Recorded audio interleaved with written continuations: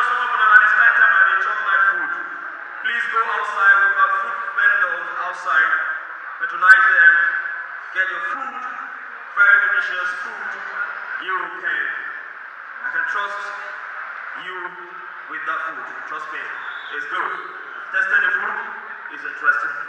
Alright, so ladies and gentlemen, we're going to make sure we do this back to back, and we are leaving here at the exact time that we need to leave this place, okay? So, I don't come here again to improve or impress anybody. Say, I'm funny or I'm not funny. Yeah, no need to impress anybody. I know they keep myself Frank Jogo. That's the gospel truth. I talk what I feel talk, you laugh what you feel it. Simple. Normally, I know women will get one special gift. Gift of unlucky foes. If you be man, you will understand this story. Gift of unlucky foes. My guy complained, tired. He complained, tired, said, there is no how people password for your phone when you wipe on your locker. You don't use fingerprint, your locker. Even face, your locker.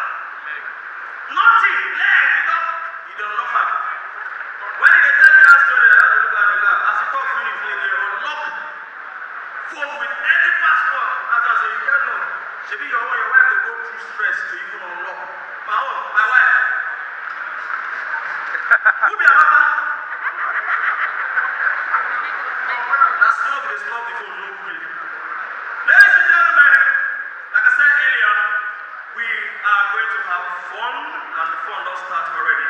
I bring on stage very humble, very encouraging,